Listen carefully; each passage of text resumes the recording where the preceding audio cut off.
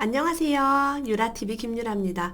오늘은 다시 시작하는 돈 공부라는 책을 가지고 왔어요. 이 책은 돈에 대한 우리가 잘못된 신념, 그런 것을 깨트려 줄 수 있는 그런 책이에요.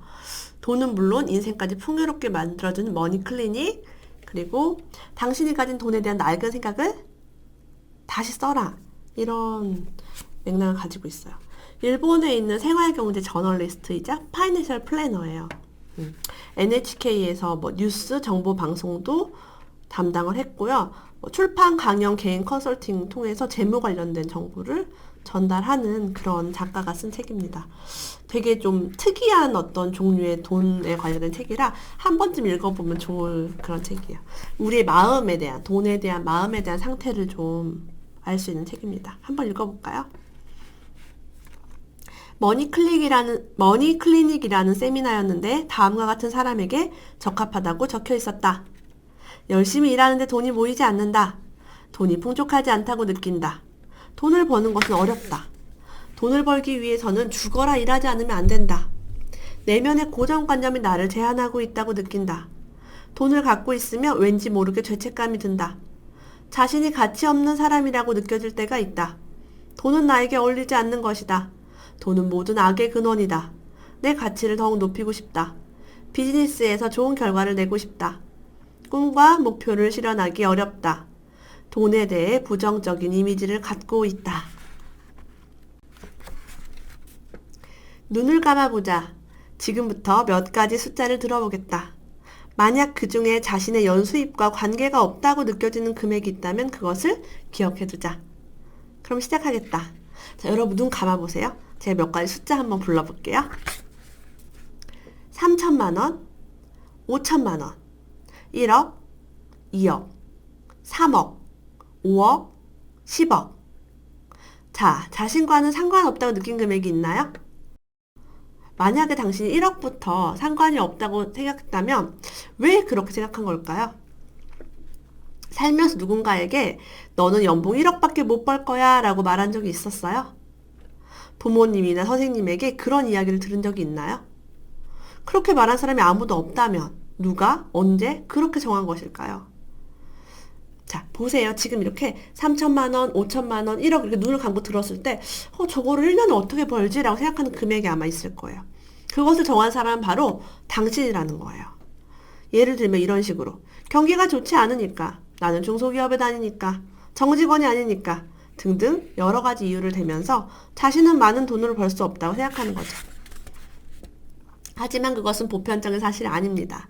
경기가 좋지 않아도 중소기업의 사원이어도 파견 사원 중에도 많은 돈을 벌고 있는 사람이 있어요. 그래서 우리의 잠재의식 속에 있는 프레임을 깨트려야 된다. 나는 이렇기 때문에 얼마밖에 벌지 못해 라는 생각을 한번 들여다보자 라는 이야기가 있어요. 돈에 대한 잠재의식을 보는 10가지 질문이 있어요. 한번 여러분이 적어보실래요? 아버지는 돈에 대해 뭐뭐뭐라고 생각하고 있다. 자, 우리 아버지가 평소에 돈에 대해서 뭐라고 말하는지 한번 적어보세요. 어머니는 돈에 대해 뭐뭐뭐라고 생각하고 있다. 자, 어머니가 평소에 돈에 대해서 어떻게 말하는지 생각해보세요. 저의 경우는 우리 어머니가 돈은 써야지 벌린다라고 얘기를 했어요. 특이하죠? 엄마가 일을 하기 전에는 엄청 알뜰했는데 돈을 벌고 나서부터는, 자기 사업을 하고 나서부터는 돈은 써야지 벌린다, 돈은 써야 한다라고 이야기했는데 저는 그게 좀 이해가 안 가더라고요. 그 당시에는 돈을 아껴야지 왜 돈을 써야지 돈이 벌려? 라고 생각했죠. 세 번째, 어렸을 때 나는 돈에 대해서 뭐뭐뭐라고 느꼈다. 어렸을 때 나는 돈에 대해서 뭐뭐뭐라고 느꼈다. 네 번째, 우리 가족에게 돈은 뭐뭐뭐뭐의 원인이었다. 우리 가족에게 돈은 뭐의 원인이었다. 다섯 번째, 많은 돈을 쓰는 것은 뭐뭐뭐이다. 여섯 번째, 돈은 사람을 뭐뭐뭐 하게 만든다. 일곱 번째, 더 많은 돈을 얻기 위해 나는 뭐뭐뭐 할 필요가 있다. 여덟 번째, 부자가 되면 뭐뭐뭐를 잃는다. 일에서 성공하면 뭐뭐뭐를 잃는다. 열 번째, 돈 관리는 뭐뭐뭐이다. 지금 이런 괄호 속에 들어있는 것도 여러분의 잠재의식이에요. 대충 지금 느낌이 오지 않나요? 내가 부정적인지 긍정적인지, 내가 돈에 대해서 갖고 있는 잠재의식이 부정적이라면 여러분들은 부자가 아닐 확률이 높아요. 반대로 긍정적인 느낌이 많다면 현재 부자가 아니어도 앞으로 부자가 될 확률이 매우 높아요. 그래서 우리의 생각을 바꾸는 게 중요하다라는 거 이야기하고 있어요. 자, 긍정적인 사례는요. 아버지는 돈에 대해 언제든 있는 것이라고 생각하고 있다. 어머니는 돈에 대해 변통하는 것이라고 생각하고 있다. 변통이란 단어가 뭔지 잘 모르겠어요. 네, 이거 한번 검색을 해봐야겠네요. 어렸을 때 나는 돈에 대해 부탁을 하면 언제든 받을 수 있는 것이라고 느꼈다. 우리 가족에게 돈은 뭐든 할 수 있는 것의 원인이었다. 많은 돈을 쓰는 것은 행복이다. 돈은 사람을 좋은 사람으로 만든다. 더 많은 돈을 얻기 위해 나는 부자와 결혼할 필요가 있다. 부자가 되면 뭐뭐뭐를 잃는다가 아니라 잃는 것은 없다. 일에서 성공하면 잃는 것은 없다. 이런 식으로 긍정적으로 문장을 바꾸고 그러면 정말 부자가 될 수 있는 거예요. 부자가 되어도 아무것도 잃는 게 없다면 부자가 되지 않을 이유가 있나요? 우리의 신념 안에 혹시 부자는 이럴 것이야, 뭐 돈이 많으면 피곤해, 뭐 일을 열심히 하면 뭐 건강이 나빠질 것이야, 이런 식으로 부정적인 인식이 있지 않은지 한번 들여다봐야 돼요. 또 부자가 되면 평온한 마음을 잃는다. 부자가 되면 가족과의 시간을 잃는다. 부자가 되면 인간관계를 잃는다. 부자가 되면 겸허함을 잃는다. 이런 것들이 흔히 볼 수 있는 답이래요. 특히 가훈 중에 이런 집안이 있대요. 집안 대대로 내려오는 가훈 중에 투자에는 손대지 마라. 뭐 사업은 절대 하면 안 된다. 뭐 이런 거 있죠. 그런 걸 하면은 진짜 경제가 마이너스 금리라서 일본 같은 경우는 은행에 돈을 넣어놓으면 돈을 뺏어가요. 이자를 주지 않아요. 그럼에도 불구하고 투자를 하지 않는 거죠.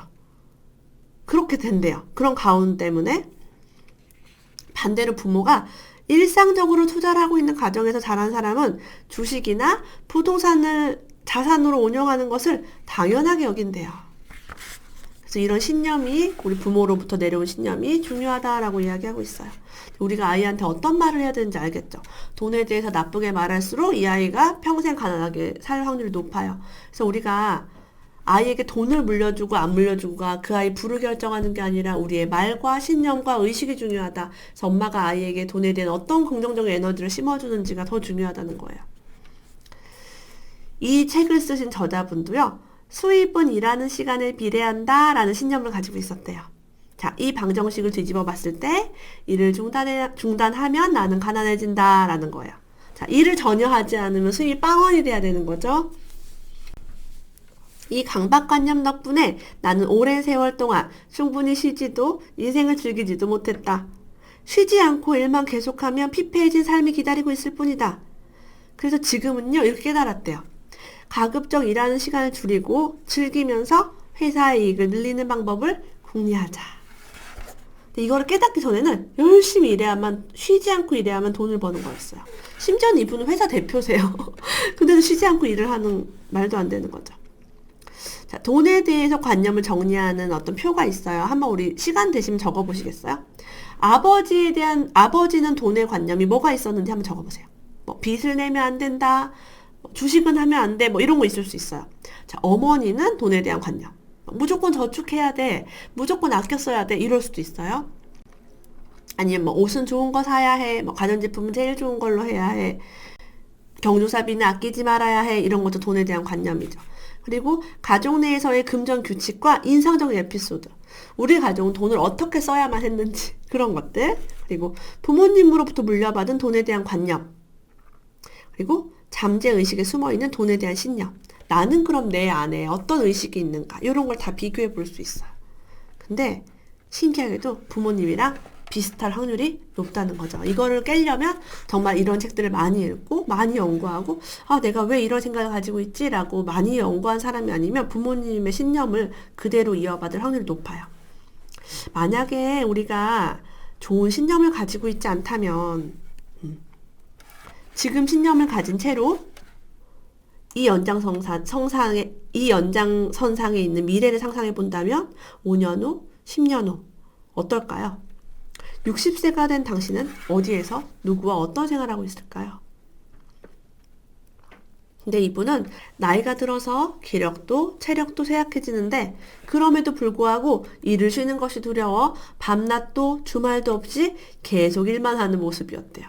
아까 이분의 신념은 뭐였어요? 일한 만큼 돈 번다가 있었어요. 그러니까 나이가 들고 아픈데도 일을 쉴 수가 없는 거죠. 일을 하지 않으면 돈이 안 들어오는 게 이분의 신념이었으니까. 이런 거 어떻게 보면 뭐 성실해야 한다, 뭐 근면해야 한다, 이런 어떤 신념과도 연결돼 있을 수 있어요. 자, 그러면 우리가 돈에 대한 생각을 다시 쓰기 위해서 이상적인 자신의 모습을 그려보는 걸 한번 해볼까요? 스핀 왕자, 그러니까 스핀 도는 거 이렇게. 도는 걸 잘하는 체조 선수 시라이 겐조가 어떻게 해서 4회전이나 스핀을 넣어서 뛸 수 있었는지를 인터뷰한 내용을 한번 볼까요? 되게 재밌네요. 자, 어떻게 4회전을 할 수 있었습니까? 라는 질문에 이렇게 대답했어요. 4회전을 할 수 있는 사람이 없다는 것을 몰랐어요. 자기는 남들도 조금만 노력하면 다 누구나 이 정도는 할 수 있을 거라 생각을 한 거죠. 그러니까 내 안에 제약이 있어요, 없어요? 인간이 3번은 돌 수 있지만 4번은 돌 수 없어 라는 생각이 이 사람한테 없었어요. 그러니까 할 수 있었던 거죠. 많은 스포츠 선수가 박세리가 LPGA의 첫 번째로 우승을 했을 때 많은 한국인들이 한국인 박세리가 했기 때문에 나도 할 수 있겠다. 그 이후에 얼마나 많은 LPGA 우승이 나왔어요. 그리고 또 달리기도. 인간이 10초를 돌파할 수 없어. 100m 달리기를 10초를 할 수 없어 라고 했을 때는 아무도 하지 못했지만 딱 한 명 10초를 돌파하고 나서부터는 줄줄줄줄 계속 그 신기록이 경신이 됐어요. 그러니까 우리가 이상적인 모습을 상상하는 거. 나 이거 할 수 있어 라고 하는 것만으로도 변화할 수 있다는 거죠. 자, 이상적인 미래를 자유롭게 떠올려보자. 사는 곳, 벌어들이는 수입, 비즈니스 상태, 가족이나 친구들과의 관계, 취미 시간 이런 거를 구체적으로 상상하는 거예요. 좌뇌뿐이 아니라 우뇌를 풀 가동시켜서 슬로우 모션으로 떠올리래요. 자, 좌뇌는 문자와 언어고요. 우뇌는 시각, 청각, 후각, 미각, 촉각 이런 오감이에요. 숫자로 나타낼 수 있을 만큼, 그림으로 그릴 수 있을 만큼 주위 상황이나 신경까지 구체적으로 떠올려보자.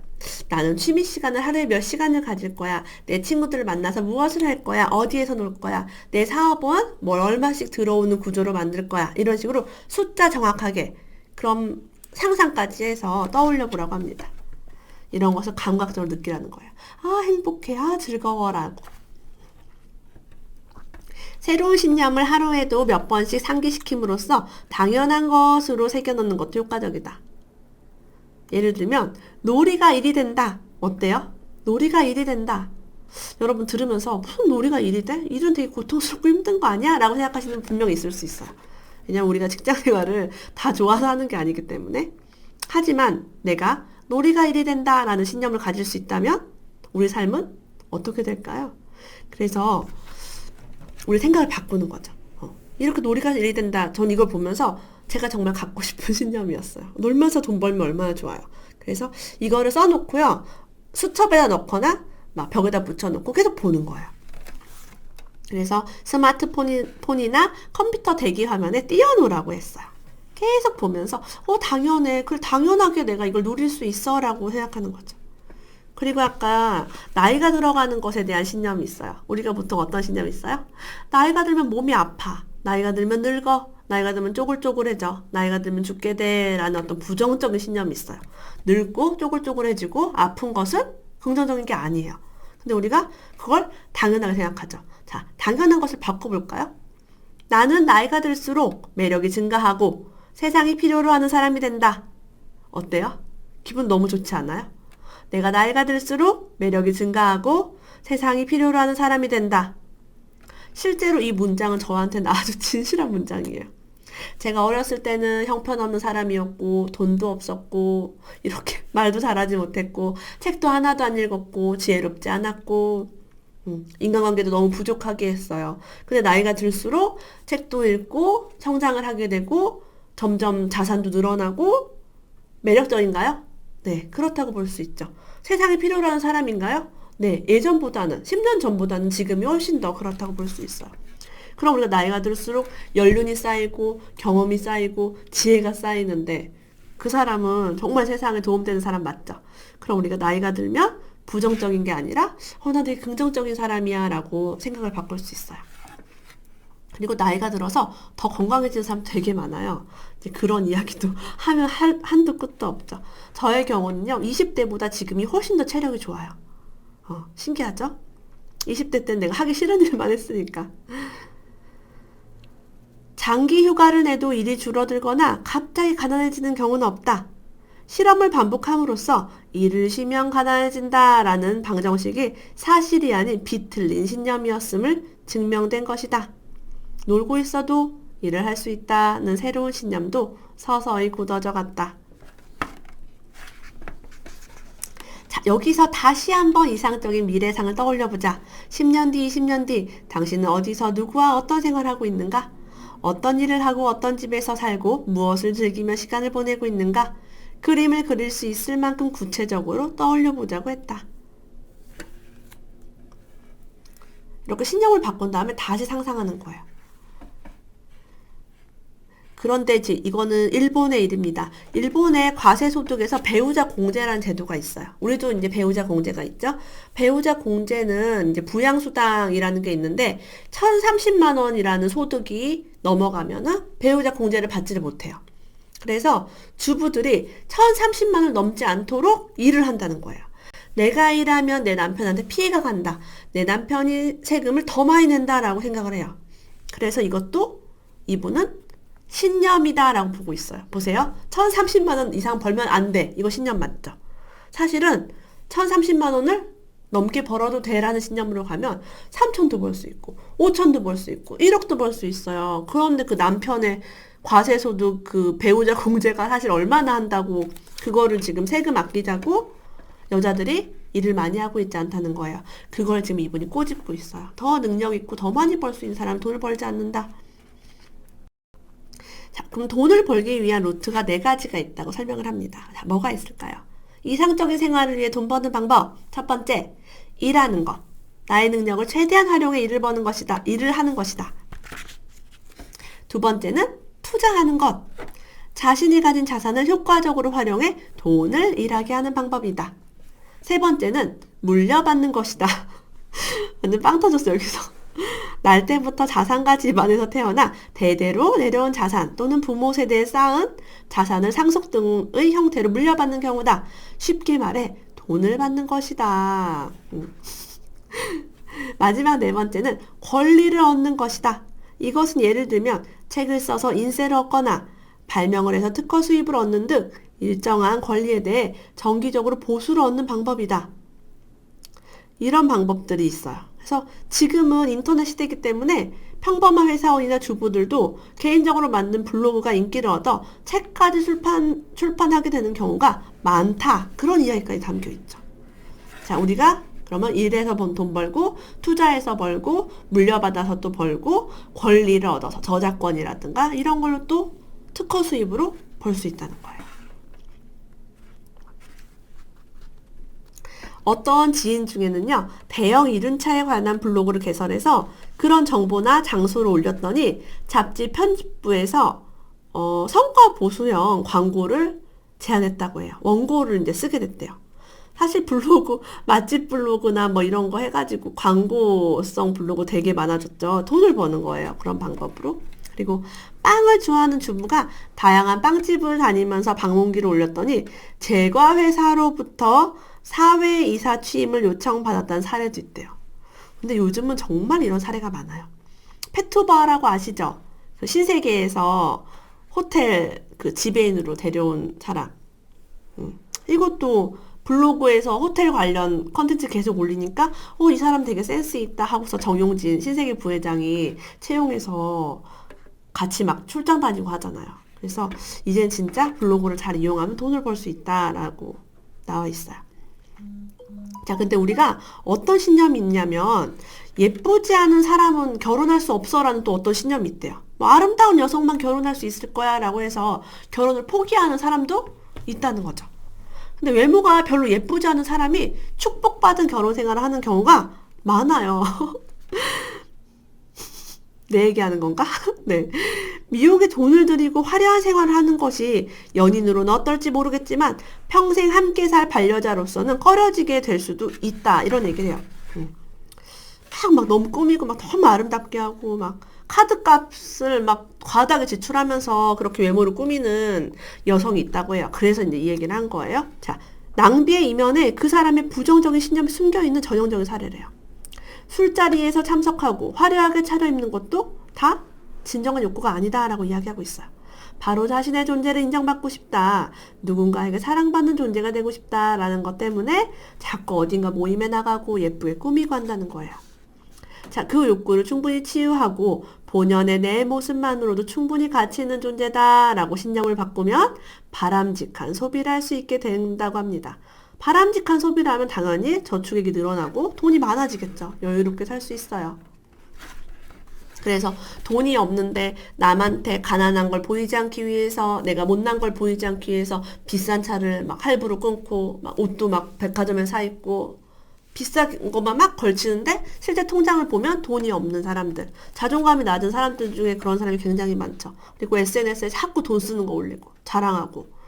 진짜 부자들은 돈 쓰는 거 그렇게 자랑하지 않아요. 그죠? 그래서 그런 거, 내 마음을 들여다봐라 라는 게 있어요. 나 자신 자체를 나는 가치 있는 사람이야, 예쁘게 하지 않아도 예뻐 라고 인정해 준다면 그럴 필요가 없겠죠. 부티나게 하지 않아도 나는 부티가 나. 이렇게 하면 굳이 내가 부유해 보이는 척 꾸밀 필요가 없겠죠. 자, 돈을 벌 수 있는 일은 능력 곱하기 세상의 니즈라고 합니다. 아무리 능력이 뛰어나도 그것이 세상의 니즈에 부합하지 않으면 큰 성공을 거둘 수 없다는 것이에요. 그래서 우리의 능력과 세상이 뭘 원하는지를 한번 같이 짬뽕해가지고 여러분이 일을 하시면 좋겠어요. 자, 일본 같은 경우는요, 마이너스 금리 때문에 정기예금의 금리가 1개월짜리부터 10개월짜리까지 모두 0.01%예요. 여러분, 0.01%가 은행 이자면 이게 은행 이자예요? 돈을 맡길 이유가 없어요. 그래서 이 돈이 2배가 되려면요, 원금이 이제 2배가 되려면 7,200년이 걸린대요. 그래서 아무리 장수를 한다고 해도 돈을 늘리지 못해요. 일본이 예전에는 금리 10% 20%였던 시절이 있어요. 호황기. 그때는 돈을 많이 벌었죠. 저축을 해도 벌고 부동산도 많이 오르고 그랬는데 이제 금리가 제로가 되면 이렇게 거의 경제 성장이 멈춰버립니다. 여자 혼자서 살아가야 하는 기간이 몇 년이나 기다리고 있어요. 남편이 사망한 경우에 여자가 더 오래 살 확률이 높아요. 그렇기 때문에 인생의 마지막까지 안심하고 살기 위해서라도 돈에게 확실히 일을 시키자라고 나와 있어요. 이렇게 돈을 은행에 넣어놨을 때는 일을 하지 않아요. 이자가 0.01%밖에 안 되니까. 그래서 어디든가 투자를 해서 이것보다는 훨씬 높은 이율을 만들어야 한다라고 저자가 강조를 하고 있습니다. 자, 그러면 자산 운용을 어떻게 하면 좋을까요? 자, 우리의 신념을 막 바꿨어요. 부자의 신념을 바꿨어요. 그럼 돈을 어떻게 하면 좋을까? 규칙을 지켜서 안전하게 운용한다라는 것이 원칙이고요. 이 규칙은 3가지로 압축할 수 있다고 해요. 첫 번째, 5년 이상 쓰지 않을 여유 자금으로 투자할 것. 두 번째, 한 번에 일괄 구입하지 않을 것. 세 번째, 하나의 상품에 집중적으로 투자하지 않고 분산할 것이라고 얘기했어요. 예를 들면 어떤 분이 금융기관의 권유를 받아서 퇴직금을 다 땡겨서 한 번에 투자를 한 사람이 있었대요. 근데 그 해가 2008년도 3월이었어요. 2008년 3월에 투자를 했는데 100년에 한 번 오는 폭락이라고 불리는 리먼 사태, 서브프라임 모기지발 미국 금융위기 사태가 발생했어요. 그래서 너무 놀래가지고 이분이 막 떨어지니까 허둥지둥 팔아버렸어요. 그러니까 퇴직금이 막 줄어든 거예요. 투자 타이밍도 안 좋았고 전재산을 부었고 잘 모르니까 떨어졌을 때 팔아버리고. 제 얘기하는 것 같아요. 저희가 예전에 그랬거든요. 이에 반해 그 다음에 퇴직한 후배는 리먼 사태로 하락한 주식을 아주 싼 값에 사서 큰 이익을 얻었어요. 그러니까 우리가 한 번에 일괄 구입하거나 하나의 상품에 집중하는 게 굉장히 위험할 수 있다는 거죠. 시장 환경을 잘 보고 해야 되는데 그런 것도 알 수 없었고, 이런 걸 잘 모르는 사람은 타이밍을 분산하거나 매월 일정 금액을 적립하라고 합니다. 적립을 진짜 5년 이상 하면은 수익이 나는 경우가 많아요. 근데 우량한 것을 또 해야겠죠. 만일 내가 더 큰 성공이나 돈을 노린다면 격리 담당자에게 내일까지 교통비를 정산하지 않으면 처리 못해요, 막 이런 말을 들어도 그런 일을 하지 않고요. 장기적인 성장을 할 수 있는 책 집필이라든가 이런 걸 우선해야 된다는 거예요. 마지막으로 성공을 하기 위한 비법에서 막 눈앞에 닥친 일, 뭐 교통비 정산, 뭐 이런 걸 하는 게 아니라 큰 성장을 위해서 책 쓰기 이런 걸 하는 게 성공의 비법이다라고 이야기하고 있어요. 그러면 내 인생과 비즈니스의 질이 현저히 올라간대요. 그래서 그것을 계속 반복하다 보면은 1년 후, 2년 후에 인생이 크게 달라져 있대요. 당신은 눈앞의 일보다 당신의 미래의 중요한 한 건을 우선할 수 있는가? 라고 합니다. 교통비를 정산하고 막 자잘한 일을 하고 막 급한 일을 하는 게 아니라 중요한 일을 하는 거죠. 그래서 중요도와 긴급도라는 측면에서 긴급한 것보다는 중요한 걸 할 수 있는 사람이 되자라고 마무리 짓고 있어요. 이 책은 사실 제가 요약을 하긴 했는데 더 좋은 내용이 되게 많았어요. 우리의 신념을 바꾸는 것만으로도 부자가 될 수 있다라고 이야기하고 있어요. 저는 놀면서 돈 번다라는 신념을 가져오겠습니다. 우리 한번 외쳐볼까요? 놀면서 돈 번다. 네. 오늘도 함께 해주셔서 너무 감사합니다. 다음에 또 뵐게요. 다음에 또 만나요.